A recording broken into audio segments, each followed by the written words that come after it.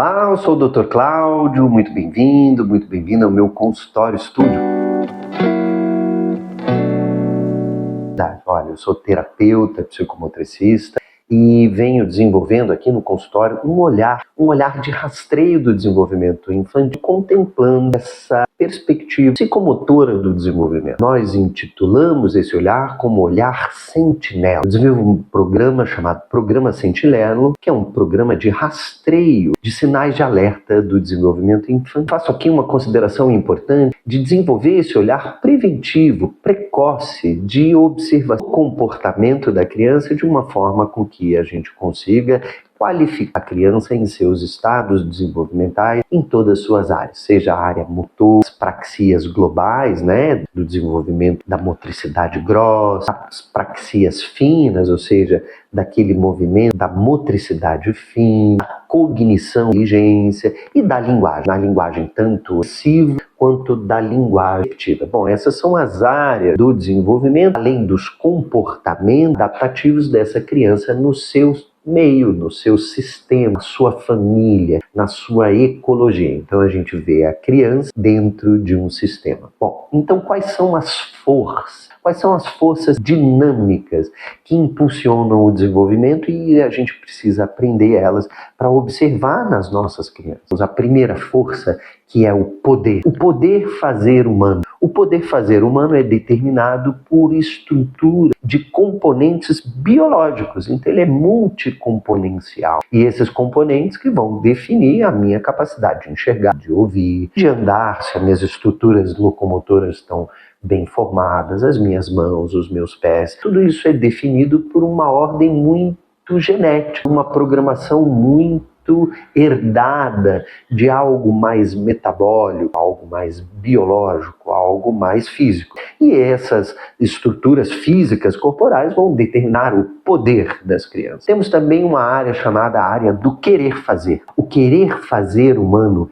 é definido pela nossa experiência. Ele tem um componente multi-experiencial da vida, no sentido de que para nós, para todos nós e para cada indivíduo, existe uma percepção e uma fenomenologia muito particular de como a gente entende a nossa sensorialidade e como nós entendemos a nossa motricidade. Para muitas pessoas, um exemplo é ficar em meio de outras pessoas pode ser revigorante, energético. Uma pessoa extrovertida, que tem uma característica psíquica extrovertida, pode ter uma experiência legal no meio de outras pessoas. Para outras pessoas, ficar no meio de muitas crianças, ou uma criança com um transtorno do espectro do autismo, por exemplo, não gosta de ir em shopping por uma série de fatores muito fenomenológicos, talvez esses muito sensoriais. Como nós nos apreendemos essa sensorialidade, como nós percebemos a fenomenologia sensorial e como nós adaptamos isso no nosso corpo e como nós nos movimentamos, como nós nos interessamos e como nós nos ativamos a respeito dessa sensorialidade. É como nós percebemos e como nós agimos. E esse é o querer fazer no mundo. E existe uma terceira força, a força do saber fazer. E essa é uma força temporal, porque o saber fazer as coisas é algo mais cognitivo, é algo mais aprendido. Uma pessoa não sabe nadar instintivamente como uma foca ou saber nadar borboleta. A gente precisa aprender o movimento. Uma criança não sabe escrever ou comer com um garfo, a não ser que nós os ensinemos a fazer isso em utilização dos objetos. Saber fazer as coisas depende de treino. Quando a gente percebe o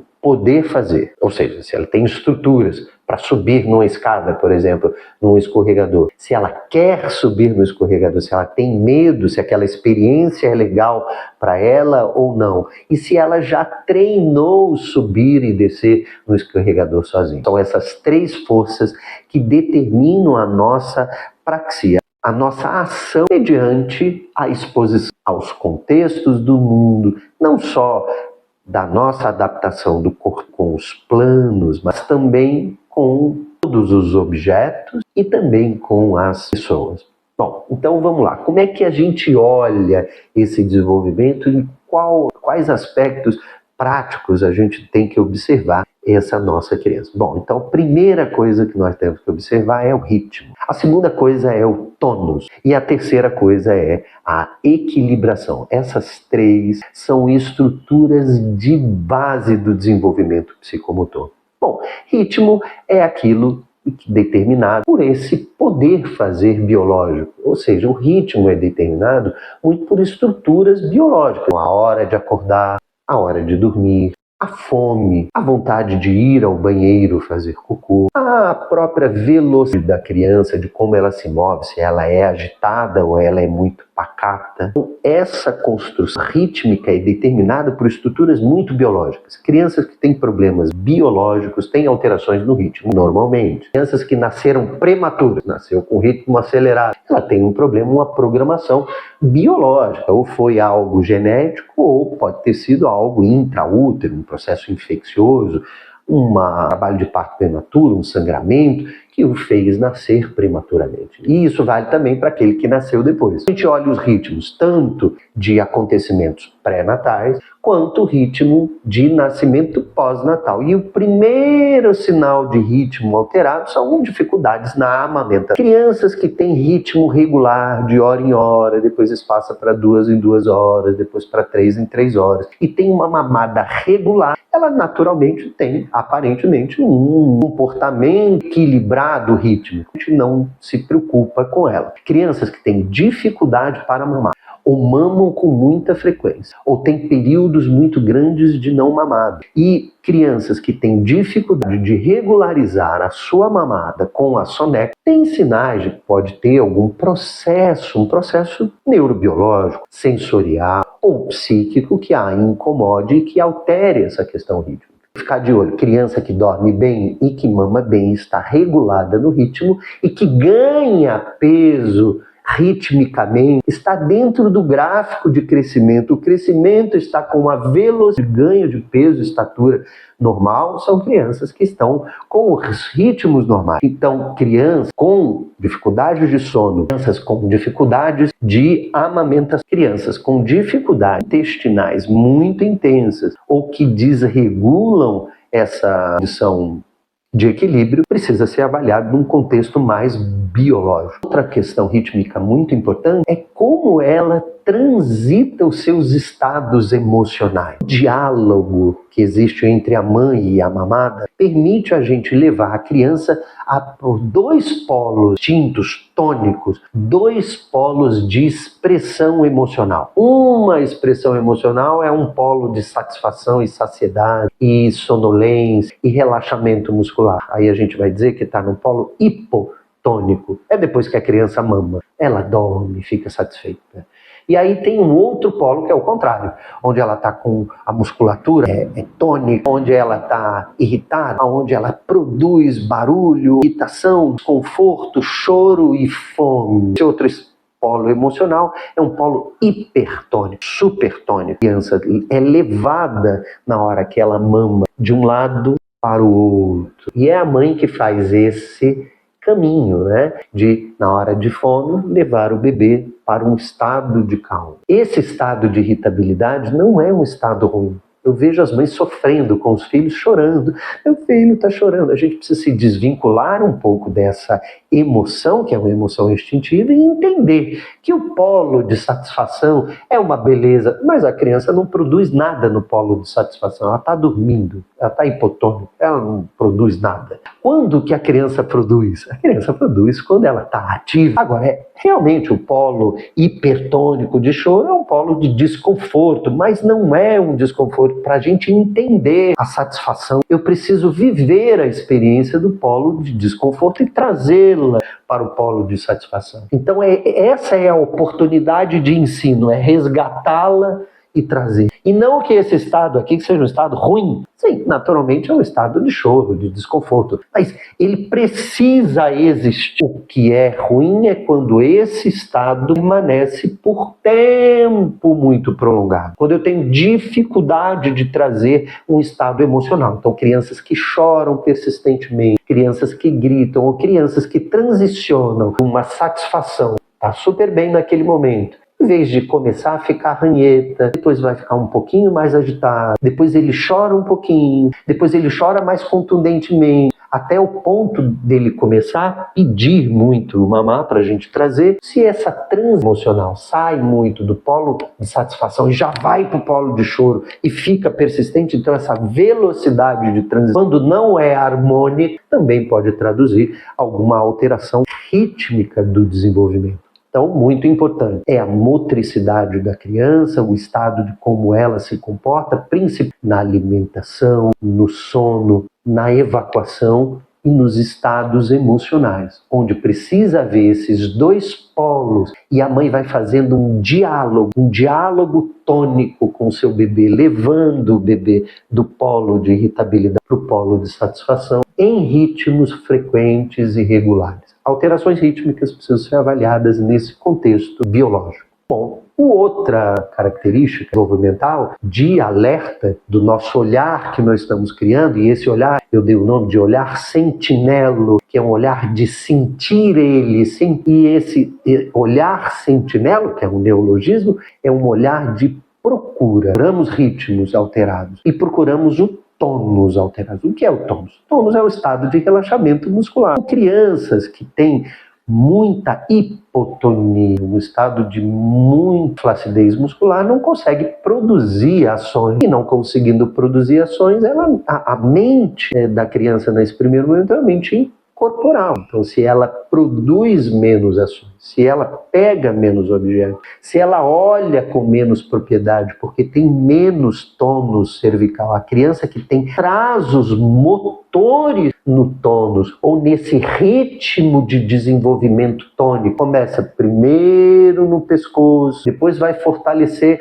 o tórax e a lombar, depois ele vai conseguir sentar, depois ele vai rodar sobre o próprio eixo, depois ele vai começar a fazer explorações gatinhando, depois ele vai ficar em pé e depois ele vai andar por si só. Esse processo, esses marcos do desenvolvimento são fundamentais para a gente monitorar os estados tônicos motores, tônicos de ação. Então, tem que avaliar os estados. Não existe isso de cada criança ter o seu tempo. Cada criança tem o seu poder. Tem umas que têm muito poder e vão mais rápido. Outras têm um poder que estão menos propriedade. Então, criança magrinha, naturalmente, é muito serelepe. Criança gordinha tem mais dificuldade de ficar em pé. Agora, não pode passar a faixa esperada para aquela idade. Então, os marcos do desenvolvimento precisam estar nas faixas etárias dentro do esperado. Se estiver atrasando, nós precisamos dar oportunidade de incentivo. Nada melhor do que incentivar a criança a desenvolver uma qualidade corporal. Como é que a gente faz isso? Tummy time. Barriga para baixo. A gente dorme sempre de barriga para cima, porque é risco dormir de barriga para baixo, risco de morte súbita, mas a gente brinca com a criança de barriga para baixo, porque eu quero desenvolver sempre o tônus posterior. A criança tem uma tendência de ficar sempre em posição fetal e ela precisa desenvolver as costas, precisa desenvolver a lombar para ter propriedade depois, para movimentar os braços, para se alimentar espontaneamente, para desenvolver o tônus da fala. Primeiro, desenvolve um tônus global, uma macromotricidade. A gente desenvolve uma micromotricidade, que é das mãos, e a gente desenvolve uma oromotricidade, que é da boca e do falar. Então é importantíssimo desenvolver e estimular a criança na sua corporalidade, não apenas na corporalidade tônica da ação, de fazer e ter propriedade muscular para fazer, mas também na propriedade de receber a informação. No corpinho da gente, não é só receber e agir. Essas coisas atuam ao mesmo tempo. Então, crianças que sentem e percebem o mundo com uma supersensibilidade aumentada, talvez ela refugue de pegar inconsistências mais amolecidas, talvez ela não goste de pisar na grama ou na areia, talvez a luz atrapalhe muito a visão, ou muito barulho pode ser que ela se afaste de ambientes com muito barulho. Então, a gente vê a criança nesse aspecto tônico, tanto na motricidade quanto na sensorialidade. E aí, a sua criança é super sensível na visão, no paladar, tem seletividade alimentar, seleciona por consistência, seleciona o toque por consistência. É aquela criança que não gosta de ser abraçada? Ou é aquela criança que não gosta de etiqueta? Ou é aquela criança que não pisa na grama ou na areia? Ou que não deixa cortar as unhas de jeito nenhum? Ou que não deixa molhar o rosto com água? Nada disso é psíquico apenas. Isso é psíquico, corporal, físico, fenomenológico. Isso define a nossa personalidade sensorial, que é uma fenomenologia muito particular e vai determinar o querer fazer. Então, lembrando, o poder fazer é biológico. O querer fazer depende dessas estruturas tônicas de conseguir fazer as coisas e de perceber as coisas com facilidade. Isso vai determinar o temperamento da criança, que é uma coisa muito biológica. E o temperamento existe. Aquelas crianças de temperamento fácil, que elas vão com todo mundo.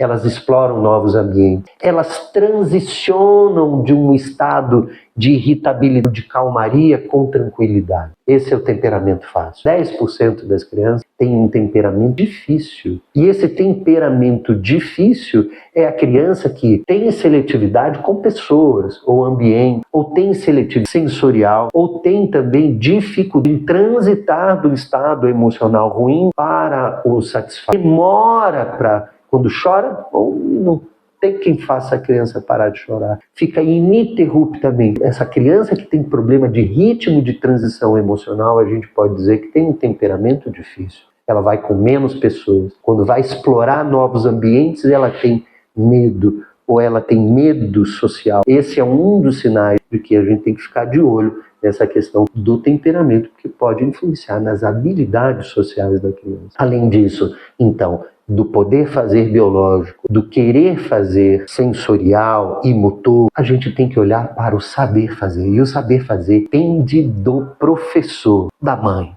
do pai e não só disso, do ambiente. Nós precisamos enriquecer os nossos ambientes. A criança precisa andar no chão, andar descalça. Vitamina S, que é a vitamina da sujeira, para entrar em contato com esses alergênios. Já tem estudos que dizem que quanto mais contato com esses alergênios, menos alergia eu vou ter, porque eu reconheço essas proteínas muito precocemente. Se eu vivo num ambiente estéril, quando eu entro em contato, eu não estou preparado a elas e meu sistema acaba produzindo muita alergia. Então tem que ficar de olho nisso, nessa questão de como eu dou a perspectiva do ambiente, como é que esse ambiente, a nossa ecologia promove o desenvolvimento. Então a gente tem que ter ambientes com pais e mães, com tranquilidade, com amor, um ambiente social onde eu possa ter oportunidades com atividades motoras, com atividades sensoriais, uma dieta sensorial de experiências. Então ela precisa subir e ela precisa pular e ela precisa cair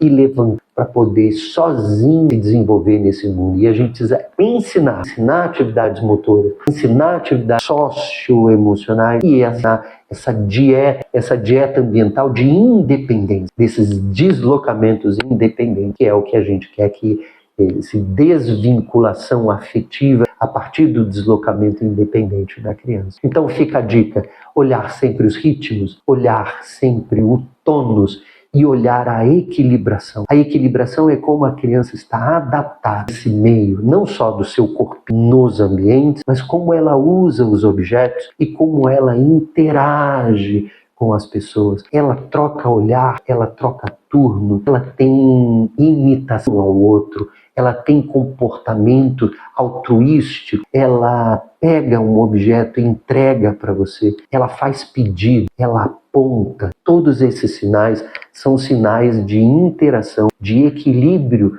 mental, de equilíbrio emocional e de equilíbrio corporal com o outro, com a família, com a mãe, com o pai, num ambiente rico, enriquecido de amor. Eu tenho certeza que estamos no caminho certo. E essas são as dicas, então, do olhar sentinelo, um olhar psicomotor para o desenvolvimento através da observação do ritmo, através da observação do tônus e através da observação da equilibração para dar esses comportamentos adaptativos nesse ambiente rico e enriquecido pela família e pelo amor, nesse sistema, que é um sistema biológico, que é um sistema emocional, que é um sistema mental e um sistema da família. Um olhar de observação dos ritmos, um olhar de observação do tônus e um olhar de observação da equilibração da criança dentro de um contexto de interação dela, dentro de um ecossistema da família. Primeiro da família, depois do bairro, depois da escola e depois de toda a comunidade. E é assim que a gente observa. Então, o desenvolvimento nas três forças do poder fazer, do querer fazer e do saber fazer humanos.